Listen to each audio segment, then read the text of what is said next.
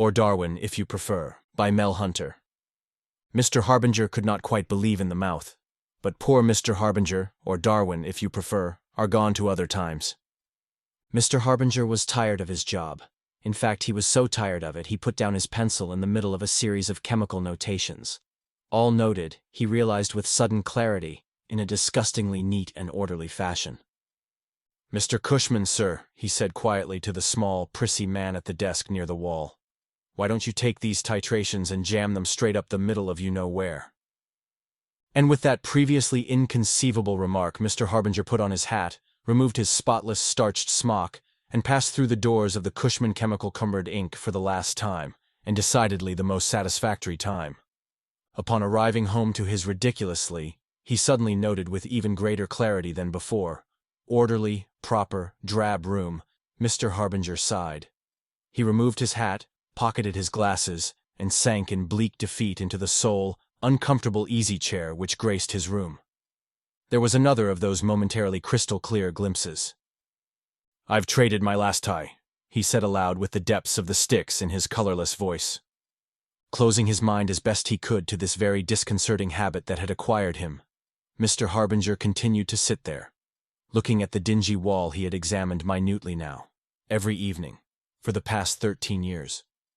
I would appreciate it if that wall would just go away, he thought, knowing that it wouldn't, and that he was probably condemned to stare at it, or one worse than it, every evening for the rest of his life. It was while he was contemplating a particularly uninteresting spot in the fading design of the wallpaper, which was intended to decorate his room, that he noticed it wasn't a spot at all, but an eye. Of all things.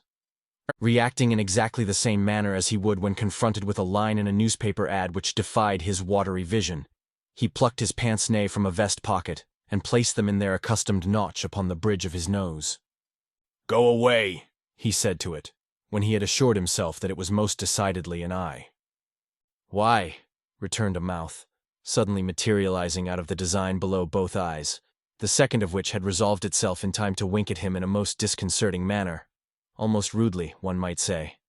"Because," Mr. Harbinger faltered, at a loss as to how best to converse with a disembodied mouth and a pair of floating eyes which could not even remain on a line with each other, but kept drifting about over a small area of the wall, bumping together now and again. "In a moment you'll commit a non sequitur like, 'Oh yeah?' and I will scream," the mouth promised. Mr. Harbinger, after a moment's pause in which he frantically tried to swallow those very words, somehow risen to his lips for the first time in his life, grasped at a straw. "Would a drink help make you go away?" he quavered. He was now beginning to feel that his mind was running down, and since he had never had a drink in his life, he possessed the abstainer's conception of alcohol as an instantaneous neural bombshell. "A drink for which one of us?" was the reply, and it sent him off in a whole new wilderness of speculation. "Which one of the three of you needs one?" he gulped, completely bemused. "Three of who?" the mouth asked, in some consternation. Almost, Mr. Harbinger thought, in a trace of fright quickly concealed. "Oh, you mean those two eyes," it said, laughing in obvious relief. "I'm sorry if their moving about that way upsets you, but I seem to have a bit of trouble with my control." The tone became somewhat rueful. "The mechanisms are not in very good condition these days." "Listen," exclaimed Mr. Harbinger. "If I am going to have hallucinations, I insist that they be of an ordinary garden variety, not cluttered with such feeble self-excuses as machinery being at fault." He was quite wrought up, and to be so shook him visibly, for he was accustomed to a most unruffled, detached manner of thought. "The fault lies not with machinery, or, as I might like to tell myself, with this modern technical age running away too fast for us poor day-by-day mortals to keep up with it." Mr. Harbinger took a deep breath, said, "That's not it at all. It's just that I have always had a romantic streak in me that is dying of malnutrition. I'm choked by the tedium, the huge, calibrated, double-titrated boredom of it all." He sat down limply, breathless, for this was a major oration for Mr. Harbinger to deliver all at once. "Hell," said the mouth. "Me too." "What?" Mr. Harbinger faltered, becoming somewhat surer by the instant that such a remark was out of character for a deranged hallucination. It seemed to him, though he admittedly was ceasing to be a reliable judge of such matters, that the particular hallucination in question should be taking more the part of the strangling Don Juan in him, the drowning Errol Flynn, the departing Da Vinci. "I said me too," the mouth declared again, pausing then to retract a wandering left eye, which had developed a fondness for a repetition of the pattern a foot or two down the wall. "Where I come from there is nothing but boredom, too," it went on. "All day, every day, I run test checks on various gadgets, finding flaws and lacking the materials to put them in proper order, even if I had the knowledge, and even if anybody cared whether I did or not." It pursed itself, as if remembering the pall of it all, and continued. "I had hoped to find a time when people were lively, when there was zip and a dash to just getting up in the morning, when somebody would care what you did every day. Oh, not that they don't care if I should miss a day," it quickly qualified. "They care very much about that. Laws, you know. But just that and no more. Why, if I never succeeded in repairing a single machine my whole life long, no one would say a word. I only try out of boredom, and even that gets dull after a few years." "I'm afraid I don't understand," Mr. Harbinger said, sitting back in his chair when he realized that it was silly to hang on the words of an hallucination from the depths of one's own mind. Really, he thought, one should already know every word it said. But then he puzzled again over the content of the mouth's words. "It's very simple," the mouth went on. "Should we really get a machine in absolutely perfect working order, it is immediately carted away to a warehouse and stored, all snug in an indestructible cocoon, so it will never wear out again, you know." It sighed. "Really doesn't pay to get interested or try to be a perfectionist anymore." Mr. Harbinger felt an unaccountable twinge of sympathy at the truly apathetic tone of the mouth, which appeared to droop a bit at the corners, as though it could never again think of a thing to smile at. The eyes drooped too, if such a thing can be conceived, though he had an extraordinary disinclination to look at them, being continually unnerved by the way they insisted on drifting about. "Cup of tea?" he asked nervously, offering this small irrelevancy as a means of changing a subject which so clearly depressed his parturated companion. Nor did the subtle development of his concept of the apparition on the wall escape his notice. He now seemed to be of two minds over the whole thing. Either he was succumbing to the reality of his hallucination, and his sketchy remembrance of college psych told him that meant he was either very sane or very insane. He couldn't recollect which. Either that, or he was having the scientific or parascientific adventure of the age. "Why, I'd love one," answered the mouth, the corners undrooping noticeably. "I had no idea you 20th centuryites were so civilized as all that. Tea, imagine." Mr. Harbinger fairly popped out of the chair, unstrung again at the reference, clearly made in deprecation, to his own century. However, he covered over admirably the mental abyss which yawned at his feet by clattering about among the few pieces of chipped china in his cupboard, as though his sanity depended on the amount of distracting noise he could wring from the simple act of setting out a tea service for two. And indeed, for the moment, it did. He accepted gratefully, to put it mildly, the few moments' respite accorded him by the small, secure humdrum of preparing the hot water, of fussing over just the minutely exact amount of tea leaves to be spooned into each cup. Once again, as he invariably did each time he prepared the beverage, he silently congratulated himself on his one small talent. But the dilute pleasure to be derived from such a trivia evaporated the instant he considered what would again confront him when he turned from the tiny Pullman kitchenette. He grew faint at the thought of being forced once more to brave the wandering, improbable eyes and the completely unthinkable mouth. A worse thought crossed his reeling mind as he started for the other side of the room, trying to walk the tea over with his eyes closed, but giving that up as impossible when he remembered the perilously threadbare condition of his rug. "Will I have to help you drink it?" The cups clattered betrayingly in each hand, no matter how mightily he strove to control his nerves. "Heavens, no," laughed the mouth. One eye crinkled in apparent amusement, the other continued to contemplate what Mr. Harbinger referred to as the WC. A hand shot out of the wall and tapped Mr. Harbinger on the shoulder from the side of his weakest eye. At this completely unexpected assault, poor Mr. Harbinger gave a despairing little gasp, and would have dropped both cups smash on the floor had not a second hand materialized instantly, and snatched them both, more or less expertly, in midair, spilling hardly a drop or two. "My!" Mr. Harbinger mumbled weakly, sinking like a wilting leaf into his patently uneasy easy chair. "I'm afraid the complications of this thing, be it lunacy, or be it occult or whatever, are getting completely beyond me." He sat there trembling and impotent, unable to do much of anything beyond refusing to observe the two bizarrely supported cups of steaming tea. At last the mouth said in some reproach, "If you will be good enough to take one of these off my hands— oh, I say, off my hands. I'd very much like to have a bit of the other." The left hand seemed to extend itself toward Mr. Harbinger a bit, and though he could not help but cower down in his chair, unhinged as he was by all this, he at last realized that it would be only common courtesy to do what the mouth had asked. So realizing, he literally forced, his trembling hand to take the cup from the preferring impossibility, and retract slowly enough to avoid catapulting the chattering china across the room. As it was, there was a good deal of splashing before he managed to get it safe on the small table by the side of the chair. The mouth made a creditable job of the tea-sipping, considering the handicaps it was forced to operate under. The wandering eyes and all. And at length, after performing a most peculiar contortion in obvious reluctance to further prostrate its host by asking for a napkin, it voiced a thought which caught Mr. Harbinger's attention in spite of his badly shattered composure.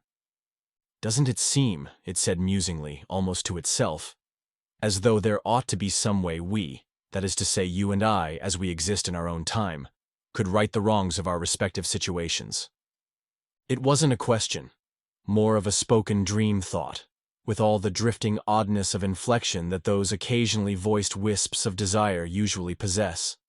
The very familiarity of that unmistakable kind of shading, its very humanness convinced, in a second, Mr. Harbinger of the reality of the thing which was occurring in his room, as all the fantastic things which had gone before had failed to do more than terrify him beyond enduring. He became, in that instant, a believer. Accordingly, he said the, to him, proper thing. "I don't believe we've met." They talked thereafter for hours, long into the night, undisturbed by the passage of time, not distracted, at least not very badly distracted, by the recurrent pangs of the unsated supper appetite, exchanging small bits of unhappiness in their separate lots, and each sympathizing heartily and hopelessly with the misfortunes of the other, like two long-lost souls, as indeed they were.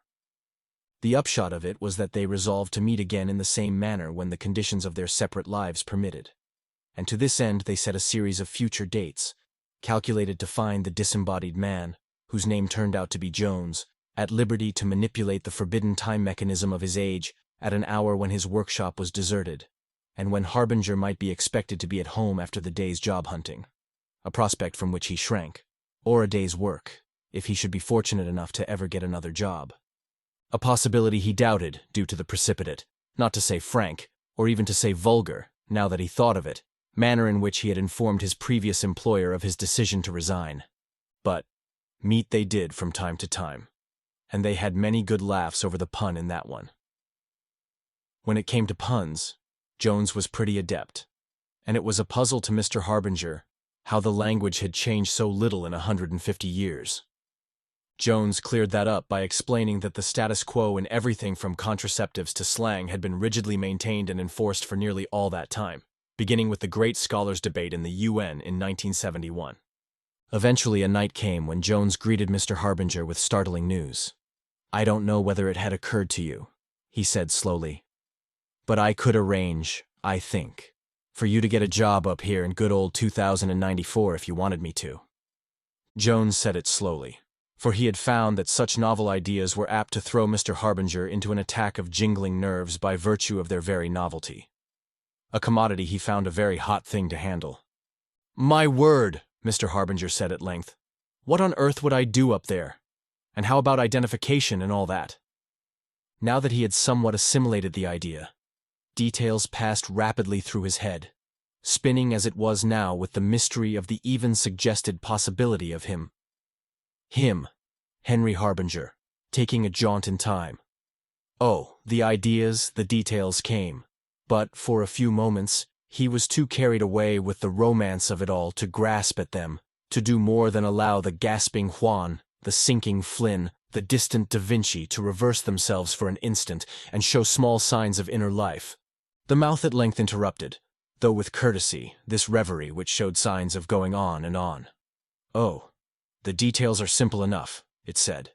"I've already taken the liberty of producing several dozen sets of foolproof identity files which I can bribe a civil servant to slip into the master record section. You would be listed as a research chemist and given unlimited funds to experiment to your heart's content, and with no control exercised over the work you choose to do." "Unbelievable," Mr. Harbinger whispered, all the while wanting desperately to believe such a miraculous thing could somehow come to pass. The mouth smiled. The eyes crinkled. Then the mouth said, Pick a name. Smith, Ackerman, Evans, Doherty. All good solid names to fit your appearance." Mr. Harbinger rose to the delicately extended bait at last. "I imagine, with a little chicanery, I could arrange for you to get into something here too, if you would want to." He rose from his chair, fired and appalled at once by the notion of bringing a civil servant, or some such romantic dastardy. Pacing the floor, he huffed and puffed to himself in contemplation of intrigue, looking for all the world like a small boy planning a daring raid on a neighbor's pear tree. "Social Security," he mumbled. "Voters' registration. Income tax records. As he paced, the eyes wandered alarmingly over the surface of the wall, but he didn't notice, having long since become more or less accustomed to that small absurdity. At last he stopped dead, in possession of the solution, and relieved, though he would never admit it, least of all to himself, to see a way around the bribery and such things, romantic though they doubtless were. "You can take mine if you don't mind the name and all. My record is clean, never been arrested, except once for jaywalking 10 years or so ago." He paused to consider the ramifications of this infinitesimal aberration, but at length decided, with much humming and vacillation, that there was no chance of his fingerprints having been taken for that, and remembering that his state did not require them on a driver's license either. Finally, they agreed to try it. There was a slight bit of trepidation on Jones's part, for he explained to Mr. Harbinger that it would be necessary to draw mightily on the power supply of the area surrounding his workshop, but that the exchange would be effected instantly by the time mechanism, as he always called it, and that, by the time anyone arrived at the workshop from Master Power to investigate, Mr. Harbinger, or Darwin, as he would be in his new life and time, he having taken great pleasure in the illustrious history of that appellation, and insisted on it, would be long gone in the streets and away, safe in his new identity. They shook hands on it, and a queer gesture it must have been. At last the appointed day arrived, then the appointed hour, and at long last the appointed minute and second. Jones had assured Mr. Harbinger, or Darwin if you prefer, that he had taken extraordinary pains to make sure the time mechanism would be in perfect working order.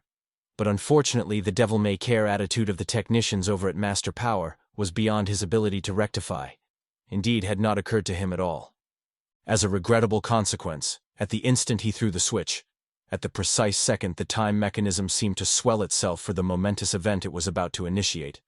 A catnapping ne'er-do-well of a technician over at Master Power, a recognized incompetent among his fellows and a braggart to boot, shifted his up-propped feet from one instrument bank to another more comfortable, and in doing so, tripped a switch with a careless toe, robbed the great time mechanism of the last ounce of energy necessary for the task it was attempting, and so stranded poor Mr. Harbinger, or Darwin, if you prefer, and poor Mr. Jones in the constantly shifting anomalies and vicissitudes of variable time. Perhaps you have seen them occasionally for an instant, an eye peering at you in pitiable entreaty from under a leaf of a tree as you pass. Of course, when you look closely they, or whichever of them it was, poor Mr. Harbinger, or Darwin if you prefer, or perhaps it was poor Mr. Jones, are gone on to other times, and other crannies to peer out of for a moment. Perhaps you have heard a voice call out to you on some unlikely occasion, or in some improbable place.